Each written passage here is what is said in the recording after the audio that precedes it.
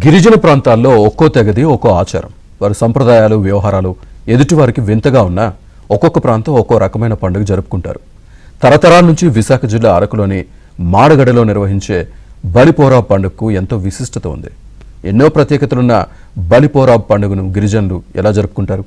ఈ పండుగ ప్రత్యేకత ఏంటో ఇప్పుడు తెలుసుకుందాం.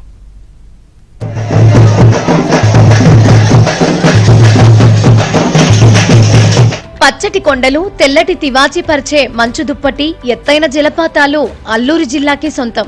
అందులోనూ మాడగడ అంటే ఇక చెప్పనవసరం లేదు. ఇక్కడ సూర్యోదయాన్ని చూసేందుకు నిత్యం పర్యాటకులు వస్తూ ఉంటారు. సూర్యోదయం వేళ మంచు దుప్పటి వెనుక ఎత్తైన కొండలపై నుంచి ఆ అందమైన దృశ్యాలను చూసి పర్యాటకులు మైమరచిపోతారు. మరోవైపు ఇక్కడ మాడగడలో గిరిజనుల సాంప్రదాయ పండుగ అయిన బలిపోరబ్ ఎంతో ప్రాముఖ్యత ఉంది. ఈసారి ఈ వేడుకల్లో పాల్గొంటున్నట్లు AP deputy CM Pawan Kalyan తెలుపుతూ గిరిజనులకు ట్విట్టర్ ద్వారా శుభాకాంక్షలు చెప్పారు.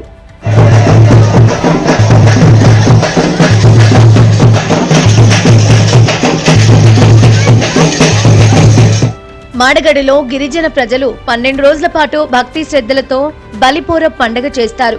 లోకం సుభిక్షంగా ఉండాలి, అందరూ స్నేహంతో కలకాలం ఉండాలనేది బలిపోరబ్ పండుగ ప్రధాన ఉద్దేశం. మొదటగా పుంజి పేరుతో విత్తనాన్ని భూమిలో నాటుతారు. ఆ మరుసటి రోజు కొలత అనే పేరుతో రాటలు వేసి ఇసుకను తీసుకువచ్చి ఇల్లు మాదిరిగా కడతారు. గిరిజన సాంప్రదాయాలతో నృత్యాలు వేస్తూ గంగమ్మకు ప్రత్యేక పూజలు చేస్తారు. 3 రోజుల తర్వాత గ్రామ బాలిక దగ్గరికి వెళ్తారు. గోధుమ ధాన్యాలు, ఆముదంతో కలిపి తయారు చేసిన డొక్కులను గ్రామ పెద్దలు 13 మంది గంగమ్మను కూర్చోబెట్టేందుకు మరో పెద్ద బుట్ట తయారు చేసి పొలంలో నాటి పూజలు చేస్తారు. వారం తర్వాత గోస్ భీమా పూజ తర్వాత వారిలో ఒకరిపై దేవుడు ఆవహిస్తాడని గిరిజనుల నమ్మకం. బలి పండుగలో మరో ప్రత్యేకమైన ఘట్టం ముళ్లపై కూర్చొని పూజలు చేయటం. ఇది పుట్టు పూర్వము నుండి సర్వే జన సుఖీభావంతో అవడానికి, గ్రామ జనాలు సుఖంగా ఉండడానికి, పాడి పంటలు అన్ని బాగుండడానికి ఇది బలి పండగ. ఈ పండగ సోమవారం మొదలు పెడితే మళ్ళా 12 రోజుల దాకా ప్రతిరోజు భజనిక, ప్రతిరోజు పాటలతో గడ్డకెళ్ళి ఇసుక తీసుకెళ్తున్నాం. మళ్ళీ ఇసుక తీసుకెళ్ళి ఆ కట్టిన ఇల్లులో వేసి పూలు వేసి మళ్ళీ 7 రోజుల దాకా దానికి కాసి శుక్రవారం రోజు మళ్ళా తీసుకొచ్చి అనుపుతాము. బలిపోరబ్లో అతి ముఖ్యమైన 11వ రోజు గుజకొండ అని పిలిచే ఒక కర్ర పట్టుకొని ధనజం ముళ్లతో తయారు చేసిన ఒక వస్త్రం లాంటిది ధరిస్తారు. కిరీటం పేరుతో తలకు ధరించటం, బాజికట్టు పేరుతో ముళ్లతో తయారు చెందింది నుదుటిగా ధరించడం ప్రత్యేకతలుగా ఉంటాయి. ఇలా 10 నుంచి 15 మంది వరకు గంగమ్మ పూజలో కూర్చుంటారు.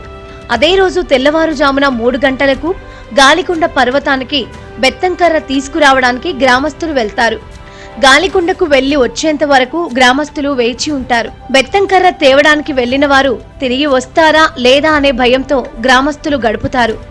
గాలికొండ పర్వతం నుంచి తిరిగి వచ్చిన వారికి కాళ్లు కడిగి వారు కోరింది ఇచ్చి గౌరవిస్తారు. ఆ తర్వాత అమ్మవారికి శక్తి కోసం బెత్తంకర్రను సమర్పిస్తారు.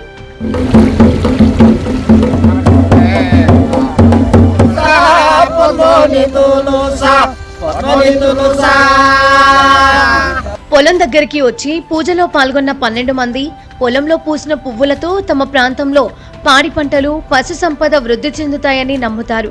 ప్రజలంతా అష్టైశ్వర్యాలు, ఆయురారోగ్యాలతో సుఖంగా ఉండాలని గంగమ్మకు పూజలు చేస్తారు.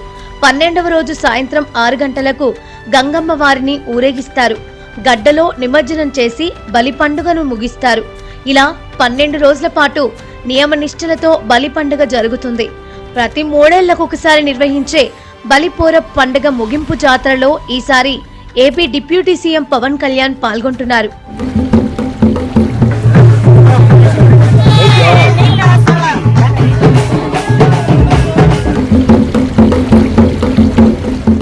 అరకు గిరిజన గ్రామాల్లో జరుగుతున్న బలిపోరబ్ పండుగ ఈనాటికి ఒక ప్రత్యేకత ఉంటుంది. బలిపోరబ్ నిర్వహించే గ్రామాల్లో మాడగడ ఒకటి. ఇప్పుడు ఈ జాతరకు AP deputy CM Pawan Kalyan వస్తున్నానని ప్రకటన చేయడంతో గిరిజనుల్లో ఆనందం మరింత రెట్టింపైంది.